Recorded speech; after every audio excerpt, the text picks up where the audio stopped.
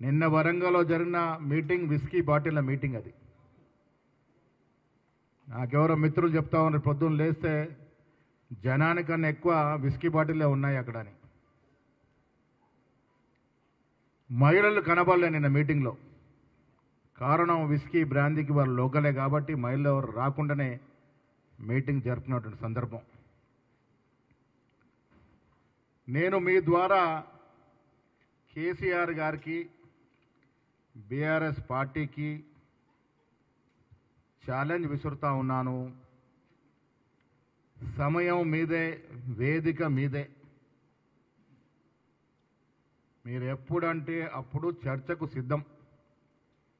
మీరు 10 సంవత్సరాలుగా తెలంగాణ రాష్ట్రానికి ముఖ్యమంత్రిగా చేసిందేమిటి, మేము 15 మాసాలుగా మా ముఖ్యమంత్రి రేవంత్ రెడ్డి గారు తెలంగాణకు చేసిందేమిటో చర్చించుకుందాం. వేదిక మీరే నిర్ణయించండి. ఫామ్ హౌస్కి వెళ్ళి బయటకు వచ్చి ఎప్పుడు అంటే అప్పుడు వేదిక మేము వస్తాం, మీరు రండి, చర్చించుకుందాం. దిగిపోయిన తర్వాత కూడా అబద్ధాలతో ప్రజల్ని మభ్యపెట్టే ప్రయత్నం మీద చేస్తూ ఉండ కేసీఆర్, ఇది మంచిది కాదు. దేశ చరిత్రలో ఒక రాజకీయ కుటుంబం అత్యంత తక్కువ సమయంలో అత్యంత ఎక్కువ ప్రజాధనాన్ని దోచుకున్న కుటుంబం ఈ దేశంలో ఏదైనా ఉంది అంటే అది కేసీఆర్ కుటుంబము. ప్రాజెక్టుల పేరిట, భూముల పేరిట ప్రజల సొత్తుని దోచుకోవడమే కాకుండా ఈ రాష్ట్రాన్ని అప్పుల పాలు చేసి, ఒక దూరదృష్టి లేకుండా, ఒక విజన్ లేకుండా, ఒక ఆలోచన లేకుండా ఇబ్బడి ముబ్బడిగా అప్పులు తెచ్చి ఈ రాష్ట్రాన్ని అప్పులో కూర్చోబెట్టి పలాయనం చిత్తగించిన మనిషి ఇవాళ కాంగ్రెస్ పార్టీ గురించి మాట్లాడుతూ ఉన్నారు.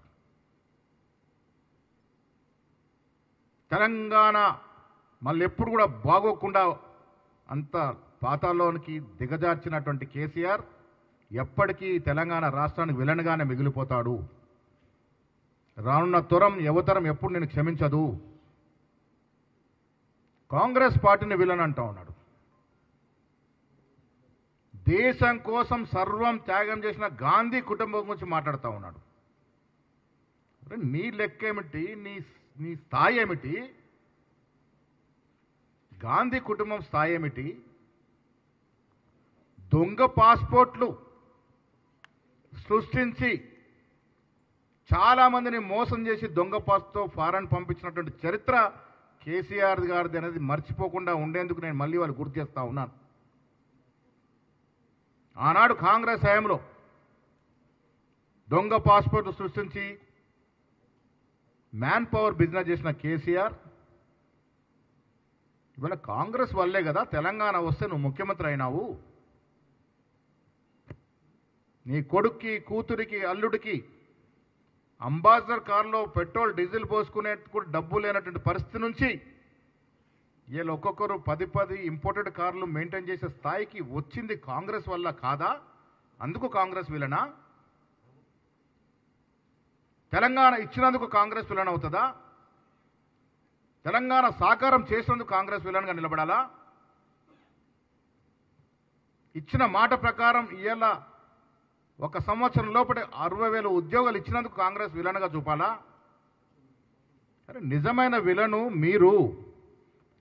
కారణం మీరిచ్చి, ప్రజలకు ఇచ్చి, వాగ్దానాలు ఇచ్చి మోసం చేసిన చిట్టా చదువుతాను నేను.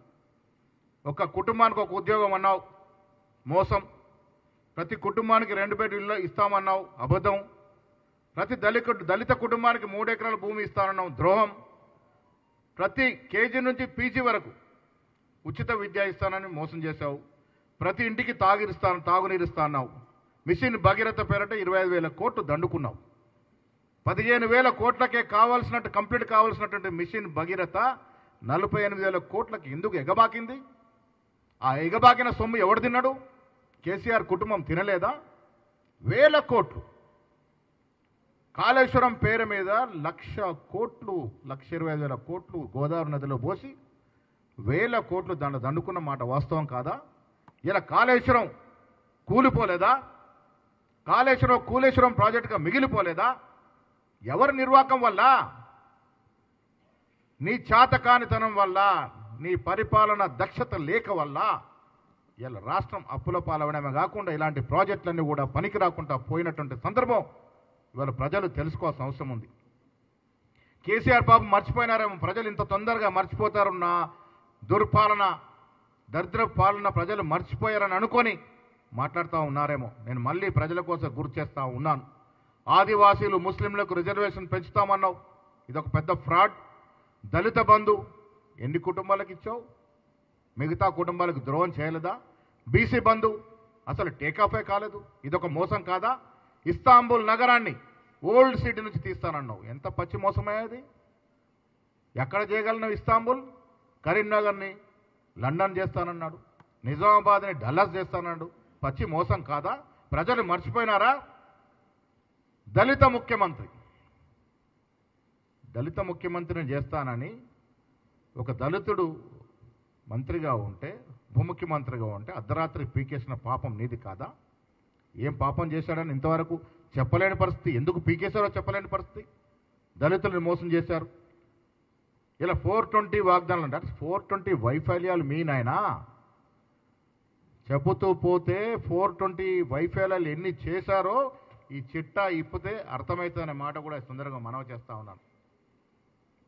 ఇవాళ మేం చెప్పేది కాదు, నేషనల్ డ్యామ్ సేఫ్టీ అథారిటీ వాళ్ళు చెప్తా ఉన్నారు, కాళేశ్వరం ప్రాజెక్ట్ అనేది ఒక ఫ్రాడ్ ప్రాజెక్టు, పూర్తిగా విఫలమైన ప్రాజెక్టు, కేవలం డబ్బుల కోసం, కమిషన్ల కోసం ఈ ప్రాజెక్టు కట్టారు అని వాళ్ళు అధికారికంగా చెబుతున్నటువంటి సందర్భం. ఇది మోసం కాదా? ఇది నీ కుటుంబం కోసం ఉపయోగపడలేదా? ఒక ఎకరాకి నీరు రావాలంటే 60,000 కోట్ల కరెంటు బిల్లు అవుతే ఎవడబ్బ సొమ్ము అమ్మి కడతారది? ఈ ఆలోచన లేకుండా ఎందుకు కట్టారు? మీ కుటుంబం బాగు కోసం కాదా? ఇవాళ రకరకాలుగా రాష్ట్ర ప్రజల్ని, ముఖ్యంగా బీసీల్ని, దళితుల్ని రకరకాలుగా మోసం చేసినటువంటి చరిత్ర కేసీఆర్ది, కేసీఆర్ కుటుంబాంది. తెలంగాణ ఎవరు పోరాడితే వచ్చింది? ఉద్యమకారులు ఎంతమంది అసలు బాస్ తెలంగాణ వచ్చింది? ఎంతమంది అమరవీరుల కుటుంబాలు మీరు ఆదుకున్నారు? ఒక్కొక్కడికని ఉద్యోగం ఇచ్చినారా?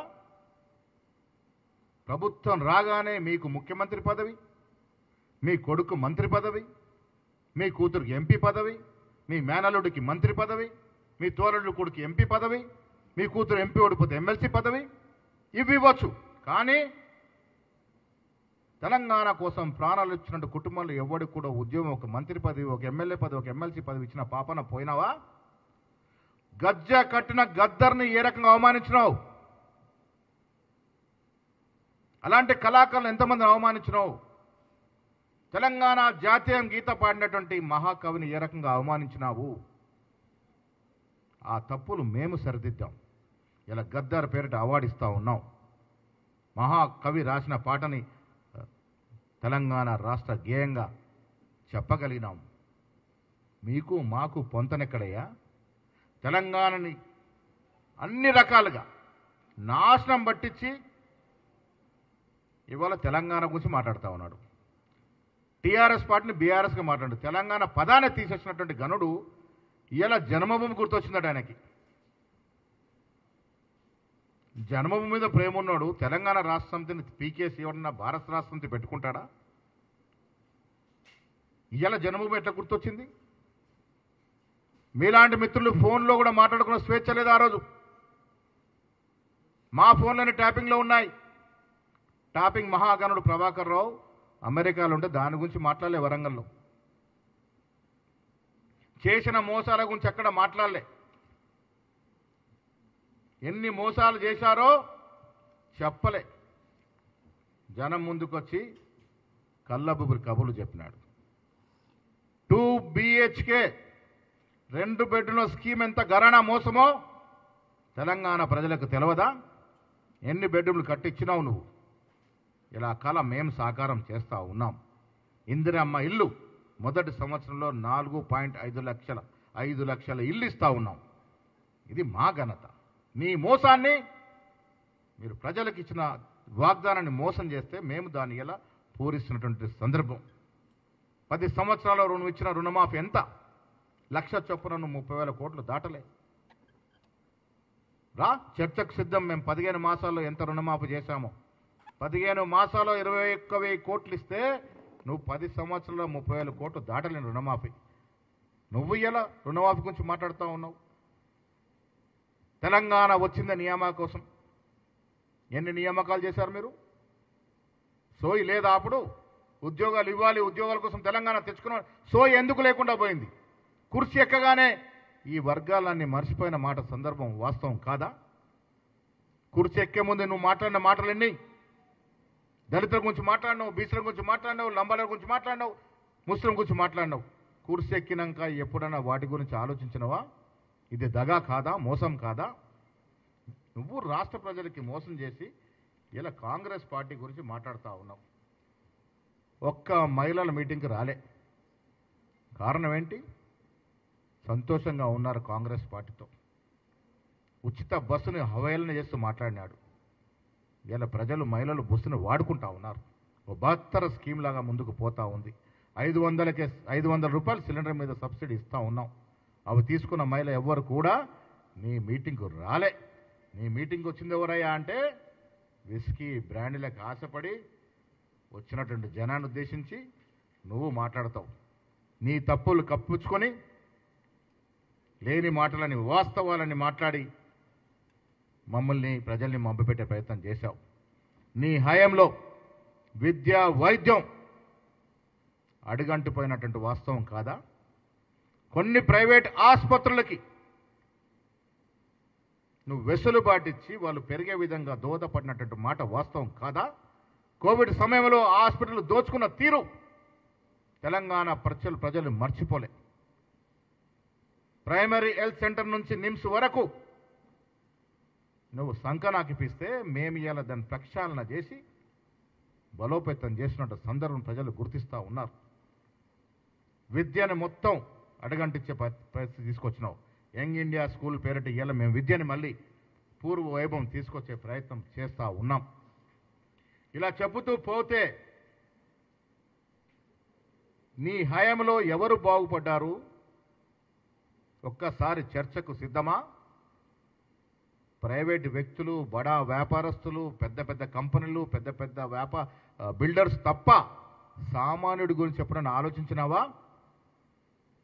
కాంగ్రెస్ ప్రభుత్వం వచ్చిన తర్వాత సంక్షేమ హాస్టళ్ల కోసం ఆహారం, కాస్మెటిక్స్, యూనిఫామ్, సబ్బు, టూత్ బ్రష్ ఇవన్నిటి కూడా రెట్టింపు చేయడమే కాకుండా మెస్ ఛార్జీలు 40% పెంచిన ఘనత కాంగ్రెస్ పార్టీది. 10 సంవత్సరాలు ఈ బీద పిల్లల గురించి ఒక్క రోజైనా ఒక్క క్షణమైన ఆలోచించిన పాపాన పోయినవా కేసీఆర్ గారు? ఇవాళ మీరు మీ నిర్వాహకం గురించి మాట్లాడుతూ ఉన్నారు. సన్న బియ్యాలు నేనేదో గొప్పగా చెప్తున్నట్టు ఇప్పుడు వరి వండింది తెలంగాణలో అని. అరే లెక్కలు తీసుకొని మాట్లాడు నాయనా. దేశ చరిత్రలో మొట్టమొదటిసారి ఈ సంవత్సరం వరి సాగులో దేశంలోనే మిన్నగా ఉంది తెలంగాణ. దానికి కారణం 500 రూపాయలు బోనస్గా ఇచ్చి వరిని ప్రోత్సహిస్తే ఇలా వరి ఆ స్థాయికి చేరింది. నీ హయాంలో కల్లాల మీద, వడ్ల కుప్పల మీద పడి చనిపోయినటువంటి సందర్భాలు ఇంకా తెలంగాణ రైతులు మర్చిపోలేదు కేసీఆర్ గారు. ఆనాడు తెలంగాణ రాష్ట్రం యావత్ దేశంలో 2వ స్థానంలో ఉండింది ఆత్మహత్యల్లో, రైతు ఆత్మహత్యల్లో. సగటున రోజుకి 2 రైతులు, ఒకరు నిరుద్యోగి ఆత్మహత్య చేసుకున్నటువంటి ఘనత నీ హయాంలో తెలంగాణలో నడిచింది. 10 ఏళ్ళు నడిచింది. అది మర్చిపోయి మాట్లాడుతూ ఉన్నావు. ఇవాళ నీ కన్వాయిల మీద ఎన్ని కోట్లు ఖర్చు పెట్టినావు? నలుగురుండే ప్రగతి భవన్ కట్టుకుని ఎన్ని కోట్లు ప్రజాధనాన్ని దుర్వినియోగం చేశావు? నీ ఫామ్ హౌస్కు నీళ్లు మళ్లించుకొని, నీ ఫామ్ హౌస్కు రోడ్లు వేయించుకొని ఎంత ప్రజల యొక్క సొమ్ముని దుర్వినియోగం చేశావు? ఇది తెలంగాణ ప్రజలకు తెలవాలి. ప్రజలందరికీ తెలుసుకొని తెలవని ప్రజలు ఇవాళ తెలుసుకోవాల్సిన అవసరం ఉందనే మాట కూడా నేను సందర్భంగా మనవి చేస్తా ఉన్నాను. ప్రజల సొత్తుని, ప్రజల సొమ్ముని నీళ్ల కంటే కూడా అద్మానంగా వాడిన నువ్వు ఇలా తెలంగాణ గురించి మాట్లాడితే ప్రజలు సహించుకోరు. బీసీల గురించి మాట్లాడవు, ఎస్సీల గురించి మాట్లాడి ఏం నిర్వాహకం చేశావు? ఇలా కాంగ్రెస్ పార్టీ రాహుల్ గాంధీ ఆలోచన మేరకు ఈ రాష్ట్రంలో కుల సర్వే చేసి ఎవరు ఎంత జనాభా ఉందో చెప్పగలిగినటువంటి ధైర్యము సాహసము చేసింది కాంగ్రెస్ ప్రభుత్వం, రాష్ట్ర ముఖ్యమంత్రి రేవంత్ రెడ్డి గారు. నువ్వు డబ్బు వృధా చేసి సకల జనుల సర్వే చేసి దాన్ని మడతపెట్టి నువ్వు నీ కొడుకు జేబులో పెట్టుకున్నారు. ఎవడి కోసం చేసావు సర్వే? అది ఎవడి సొమ్ముతో చేశావు? ప్రజల సొమ్ముతో చేసి మడతపెట్టి నీ పాకెట్లో పెట్టుకున్నటువంటి నీ తీరు ప్రజలు గ్రహించలేదా? ఇవాళ కూలర్ సర్వే చేశాం, 42% రిజర్వేషన్ ఇచ్చాం. దాని గురించి మాట్లాడలేయాలని వరంగల్ సభలో ఆ ఊసే ఎత్తలే మీరు. దళిత కోట క్లాసిఫికేషన్, సబ్ క్లాసిఫికేషన్ ఎవరు చేశారు? సుప్రీంకోర్టులో జడ్జిమెంట్ వచ్చిన రోజే ప్రజలకు ఇచ్చిన వాగ్దానం, దాని తర్వాత ఇంప్లిమెంట్ చేసిన విధానం కాంగ్రెస్ పార్టీ నైజం అనే మాట కూడా ఈ సందర్భంగా మనవి చేస్తా ఉన్నాం.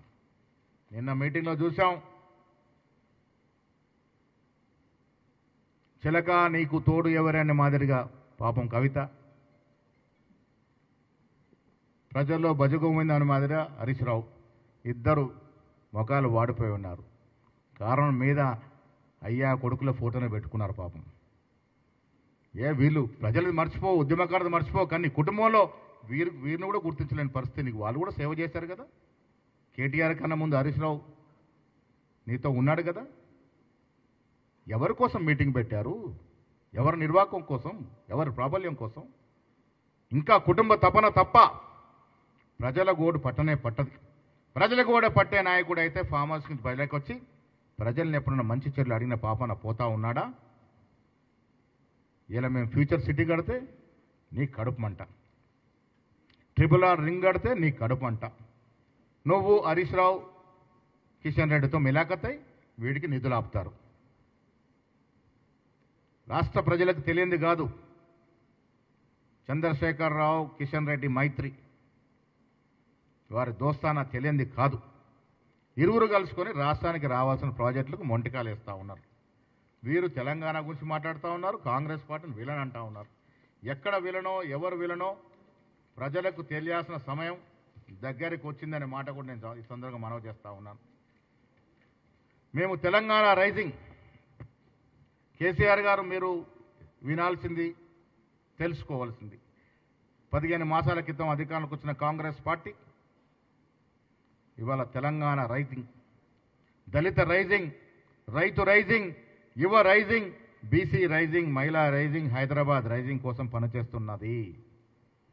10 సంవత్సరాల కుటుంబ రైజింగ్ ప్రోగ్రాం నుండి ఈ అన్ని విధాలుగా రైజింగ్ అవుతా ఉంది. నీ పాలనలో కేసీఆర్ రైజింగ్, కేటీఆర్ రైజింగ్, కవిత రైజింగ్, హరీష్ రావు రైజింగ్ తప్ప ఇంకెవడు రైజ్ కాలే. బీదవాడికి అవకాశమే రాలే. ఈ కుటుంబాలు రైజ్ అయ్యాయి కాబట్టి ఇవాళ ఒక్కొక్కడు 10 ఇంపోర్టెడ్ కార్లు, 4 ఫామ్ హౌజులు. జనవాడలో ఉన్న ఫామ్ హౌజులు ఎవరి అండి? నేను ప్రజలను అడుగుతా ఉన్నా, తెలుసుకోవాల్సిన అవసరం ఉన్నది. జనవాడ ఉన్న ఫామ్ హౌజులు ఎవరి? జనవాడలో ఉన్న అధిక భూములు ఎవరివి? ఒక్కసారి లెక్కలు తీసుకోవాల్సిన అవసరం ఉన్నది. మీ ఫామ్ హౌజుల కోసం జీవోలు మార్చినట్టు సందర్భం, మీ ఫామ్ హౌజుల కోసం నాలాలు మార్చినట్టు సందర్భం, మీ ఫామ్ హౌజుల కోసం రిజిస్ట్రేషన్ల కోసం అమాయకులను తన్నించి బయటకు పంపించినట్టు నైజం. ఇవన్నీ మర్చిపోయారనుకుని మీరు మాట్లాడుతూ ఉన్నారు. వరంగల్ సభ జనం కొంత వచ్చిండొచ్చు, కానీ మీరు మాట్లాడే దాంట్లో పసలేదు. దాని కారణం మీ కాలం చెల్లింది. కేసీఆర్కి ఇంకా ఈ రాష్ట్రంలో ప్రజలు ఆదరిస్తారంటే అది కల్లా. మీకు పర్మనెంట్గా ఫామ్ హౌస్కే పరిమితం కావాలని వీళ్ళ ప్రజలు కోరుకుంటా ఉన్నారు. కారణం మీలాంటి వాళ్ళు మళ్ళీ వస్తే ఈ రాష్ట్రం దివాలా కాదు కదా, ఒక సొమాలియా లాగే మారిపోయే అవకాశం ఉంటుంది. ఆ రకంగా దోసుకున్నటువంటి కుటుంబం కేసీఆర్ కుటుంబం. ఒక రంగం కాదు, అన్ని రంగాల్లో ప్రజల సొత్తుని, ప్రభుత్వ సొత్తుని దోసుకున్నటువంటి కేసీఆర్ కుటుంబాన్ని మళ్ళీ ప్రజలు ఆదరిస్తారని మేము అనుకోవట్లేదు. ఆదరించే అవకాశం ఉండదు. నిన్న బీజేపీ పార్టీ గురించి ఒక్క ముక్క కూడా మాట్లాడలేని పరిస్థితి. కారణం వీళ్ళ దోస్తి. వాళ్ళకి కావాల్సింది ఇలా కాంగ్రెస్ పార్టీ ప్రజలతో చొచ్చుకపోతూ ఉంది. ముఖ్యమంత్రి మంత్రివర్గం పనులు చేస్తూ ఉన్నారు. ఏ రంగమన తీసుకోండి, ప్రజలకు జవాబుదారీగా పనులు జరుగుతూ ఉన్నాయి. కాబట్టి ఆపాలన్నప్పుడు బీజేపీ సహకారం కావాలి. లోపాయికార ఒప్పందం ఈ నాయకులు గాంధీ కుటుంబం గురించి మాట్లాడడం ప్రజలు క్షమించరు అనే మాట చెప్తా ఉన్నాను. నెహ్రూ మొదలుకొని రాహుల్ గాంధీ వరకు అహర్నిశలు దేశం కోసం త్యాగం చేసిన కుటుంబం గురించి మాట్లాడే అర్హత ఈ దోపిడీ ముఠాకి ఎక్కడిది అని అడుగుతా ఉన్నాను. దొంగ పాస్పోర్ట్ల మొదలుకొని కాళేశ్వరం లాంటి అవినీతి ప్రాజెక్టుల వరకు, ప్రభుత్వ భూములు కాజేసే వరకు ఈ దొంగల మూట గాంధీ కుటుంబం గురించి మాట్లాడడం చాలా విడ్డూరంగా ఉంది. 10,000 ఎకరాలకి పైగా ఈ హైదరాబాద్ అండ్ హైదరాబాద్ భూములు అమ్మిన ఘనత మీది కాదా? ప్రజలకు తెలుసు కాబట్టే మిమ్మల్ని ఇంటికి పంపినారు. మళ్ళీ మీరు అధికారంలోకి వస్తే ఈ రాష్ట్రం అధోగత అవుద్దనే ఉద్దేశంతోనే ముఖ్యంగా రైతాంగం మిమ్మల్ని ఇంటికి పంపించినట్టు సందర్భం మర్చిపోయి మీరు చేసిన దోపిడీ, మీరు చేసిన అవినీతి పాలన, మీరు చేసిన అరాచక పాలన, మీరు చేసిన కుటుంబ పాలన, మీరు చేసిన పత్రికా విలేకరుల యొక్క వ్యతిరేక పాలన, మీకేమైనా స్వేచ్ఛ ఉండిందా మిత్రులారా? ఆ రోజు పత్రికల మీద, యజమానుల మీద ఆంక్షలు విధించినటువంటి పాపం కేసీఆర్ది కాదా? టీవీ ఛానల్ని బ్యాన్ చేసిన పాపం కేసీఆర్ది కాదా? ధర్నా చౌకులు ఎత్తేసిన పాపం కేసీఆర్ది కాదా? హౌస్ అరెస్టులు కొన్ని వేలు చేసిన పాపం కేసీఆర్ది కాదా? ప్రతిపక్ష నాయకుల నోర్లు మూయించిన పాపం కేసీఆర్ది కాదా? కోదండరాముని గల్లా పట్టుకొని బయటకు ఈడ్చిన పాపం కేసీఆర్ది కాదా? గద్దరు 4 గంటలు వేచి ఉంచి అవమానపరిచిన పాపం కేసీఆర్ది కాదా? బీసీ ఎస్సీ బిడ్డలు ఇంటర్మీడియట్ ఎగ్జామ్ రాస్తే డబ్బుల కకృతిపడి గ్లోబరీనా అనే సంస్థకి అప్పచెప్పి వాడు సరిగా దిద్దకుంటే కొన్ని 10ల సంఖ్యలో విద్యార్థులు చనిపోతే ఆ పాపం మీది కాదా? తప్పుల తడక వల్ల అన్యాయంగా పాస్ అయి కూడా ఫెయిల్ అయినట్టుగా చూపించడం వల్ల విద్యార్థులు చనిపోయిన పాపం మీది కాదా? ఎన్నిసార్లు గ్రూప్ ఎగ్జామ్స్లో పేపర్ లీకేజ్కి పాల్పడి మీ కుటుంబ సభ్యులు పేపర్ లీకేజ్ చేసి అమ్ముకున్న పాపం మీది కాదా? ఎంతమంది జీవితాలతో ఆడుకున్నారు మీరు? ఎన్నిసార్లు పేపర్ లీక్ అయినాయి? ఎవరి ప్రమేయం వల్ల లీక్ అయినాయి? మీ కుటుంబ సభ్యుల ప్రమేయం లేదా దాంట్లో? లీకేజీల వల్ల ఎన్ని కుటుంబాలు రోడ్డున పడ్డాయో ఆ పాపం మీది కాదా అని అడుగుతా ఉన్నాను. పాపపు పాలన సాగించి ఇవాళ ఆ పాపాతుల ముఠ వచ్చి కాంగ్రెస్ గురించి మాట్లాడుతూ ఉంది. మీ పాపాలు పెరిగినాయి కాబట్టే పార్లమెంట్లో మీ గుండు సున్నా ఇచ్చినారు. అసెంబ్లీలో మీకు ప్రతిపక్ష హోదా వస్తే నువ్వు ఒక్కరోజు బయటికి రాని పాపం. పెద్దవాడుగా కేసీఆర్ని గౌరవిస్తాం, కానీ ఆయన చేసిన 10 ఏళ్ల అరాచక పాలన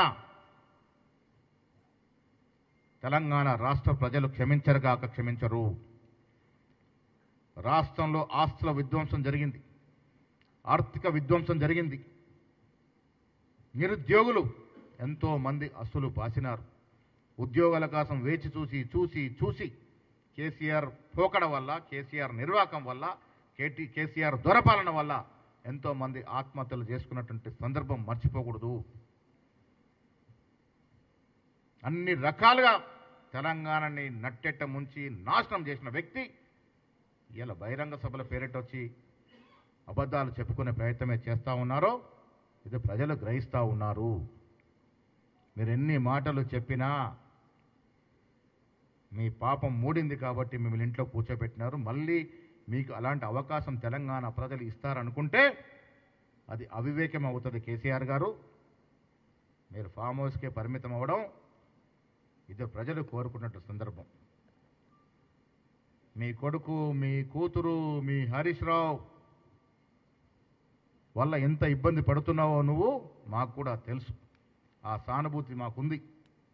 మీ ఇంట్లో జరుగుతున్న రాజకీయ చదరంగంలో నువ్వెంత బాధపడుతున్నావో మేము మీకు సానుభూతి వ్యక్తం చేస్తూ ఉన్నాం. కేటీఆర్ గారు ఎన్ని అబద్ధపు ప్రచారాలు సోషల్ మీడియా ద్వారా ప్రచారం చేసినా అది క్షణికాలమే నిలుస్తుంది. వాస్తవాలు తెలుస్తూ ఉన్నాయి ప్రజలకి. హెచ్యు భీముల్లో మీరు ఆడిన నాటకం, మీరు ఏ టెక్నాలజీ వాడి ఎంత అబాసుపాలు చేయాలనుకున్నారో ప్రభుత్వాన్ని ప్రజలు గ్రహిస్తూ ఉన్నారు. ఈ టెంపరీ గెయిన్స్ తప్ప పర్మనెంట్ గెయిన్స్ ఉండవు అనే మాట మీరు గుర్తుపెట్టుకోవాల్సిన అవసరం ఉన్నది. కేసీఆర్ నిన్న మాట్లాడినటువంటి మాటలన్నీ కూడా అబద్ధాలు. ఆయన 10 ఏళ్ల నిర్వాహకంలో చేసిన దోపిడీ, అరాచకము, అన్యాయమైన పాలనని ప్రజల నుంచి దారి మళ్లించేందుకే ఈ రకమైనటువంటి మాటలు మాట్లాడినారు. ఎక్కడ కూడా స్పందన లేదు.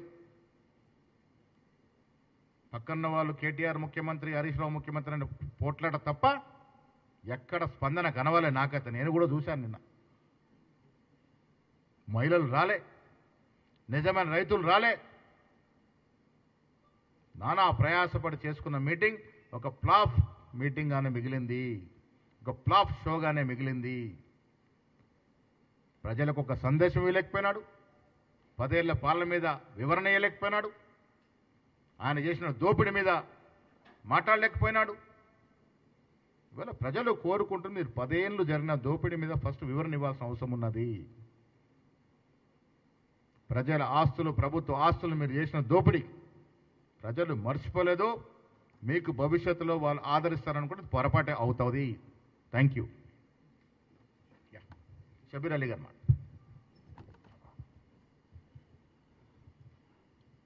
థ్యాంక్ యూ పిసిసి అధ్యక్షులు మహేష్ కుమార్ గౌడ్ గారికి మరియు print media and electronic media. నిన్న జరిగిన బీఆర్ఎస్ అధ్యక్షుడు కె చంద్రశేఖరరావు గారి నాయకత్వంలో జరిగిన సభ సిల్వర్ జూబ్లీ ఫ్లాప్ షో. ఎందుకంటే 25 సంవత్సరాలు అంటే సినిమా వాళ్ళు చేసుకుంటున్నారు 25th 50 సంవత్సరాలు 25 సంవత్సరాలని. అది silver Jubilee show, flop show. ఇప్పుడే ప్రెసిడెంట్ గారు చెప్పినారు, నిన్న కేసీఆర్ గారు దాదాపు 50-52 నిమిషాలు మాట్లాడినారు. ఒక్కటి కూడా దాంట్లో నిజం లేదు.